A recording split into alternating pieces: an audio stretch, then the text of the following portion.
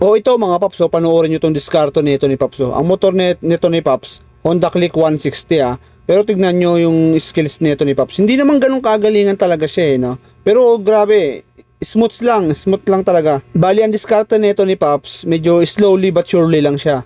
Medyo may kabagalan lang, pero tignan mo, control niya talaga. Yan ang gawin yung diskarte mga Paps. Gayahin nyo yung diskarte nito Paps. No? Hindi kailangan maarte na may yabang, no? May forma. Kung magaling ka talaga, pwede mong gawin yun. Pero yung kagaya nito ni Paps na sureball lang yung ginawa kasi nito ni Paps Yan ang kagandahan sa ginawa nito ni Paps. Yan gaya niya no, dahan-dahan lang. Kumbaga sinusureball niya lang na may papasa niya tong driving skills na to, no.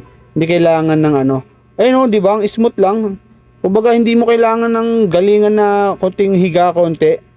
Si Paps sureball lang talaga no, walang lapag-lapag ng payan mga Paps Baka iniisip nyo, naglalapag yata nyo. Sabi yan mga tol. O di ba? Dito sa number 3. Number 3 yan O di ba? Medyo mabagal siya dun sa part na yun, sa mga part na ganun. Pero kayang-kaya, ibig sabihin, sureball na sureball yung bawat galaw niya, kalkulado niya. So ayan tingnan nyo, hindi siya talaga na napatukod Smooth na smooth yung galaw nito ni Paps Nagalingan din ako dito kumbaga solid sureball.